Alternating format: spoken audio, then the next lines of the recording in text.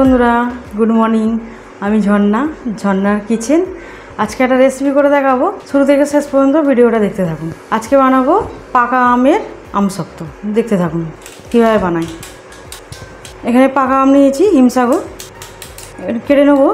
আমের কালারটা দেখো কত সুন্দর, খুব সুন্দর কালারটা আমের, একদম গাছ পাকা। আর এখন বাজারে প্রচুর আম। এই আম শক্ত বাইনে 1 বছর ধরে খেতে পারবে, রেখে খাওয়া যাবে। আর যখনই আম শক্ত এইসব জিনিস বানাবে ফ্রিজে রাখার চেষ্টা করবে, তাহলে ভালো থাকবে। কৌটোতে পুড়ে রেখে দেবে। আর এইভাবে কেটে নেবো, চামচে দিয়ে বার করে নেবো।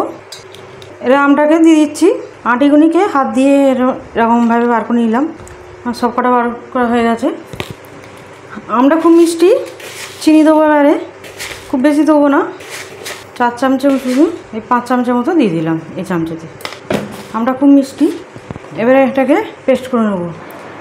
এখানে পেস্ট করে নিয়েছি, খুব সুন্দর হয়েছে পেস্ট। এবারে কড়া বসিয়ে দিয়েছি, কড়াতে এবারে দিয়ে দেবো।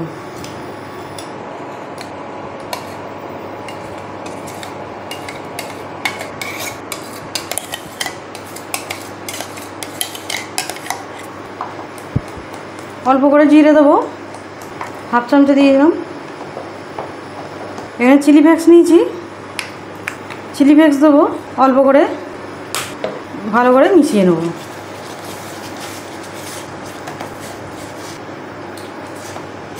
এখানে সাদা তেল নিয়েছি, তেলটা নিয়ে ব্রাশ করে দিচ্ছি ভালোভাবে, তাহলে উঠে যাবে তেলটা দিয়ে দিলে। এটা করে নেবো। আর একটু হবে, একটু ঘন হয়ে গেছে, এরকম হয়েছে। আর একটু ঘন হবে। আমার এখানে হয়ে গেছে, এরকম হয়েছে, এরকম ঘন করে করতে হবে। এবারে বন্ধ করে দিচ্ছি, এবারে ঢেলে নেবো।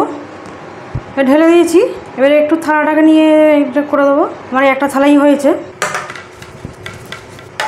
আর এটা একদিন রাখবো, ফ্যানের তলাও রাখতে পারে, রোদেও দিয়ে রাখতে পারে, একদিন রাখতে হবে। আমার আমশক্তটা হয়ে গেছে, পাকা আমের আমশক্ত হয়ে গেছে। আমি একদিন রেখেছিলাম রোদে, এরকম হয়েছে। এবার তুলবো, এইভাবে টানলে উঠে যাবে সুন্দরভাবে। খুব সুন্দর হয়েছে।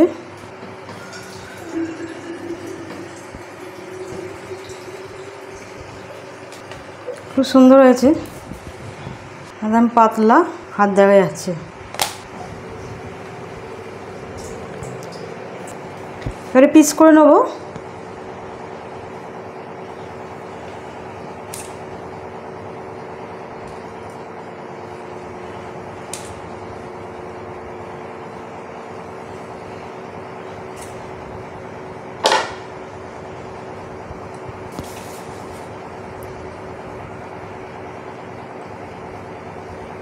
এরকমভাবে রোল করে নেব।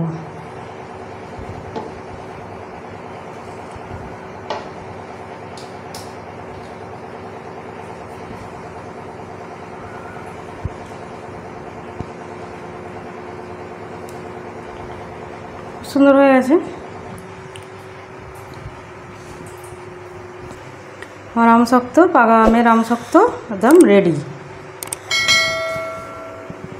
আমার রেসিপি যদি ভালো লাগে বন্ধুদের সাথে শেয়ার করবে, লাইক করবে আর সাবস্ক্রাইব করবে।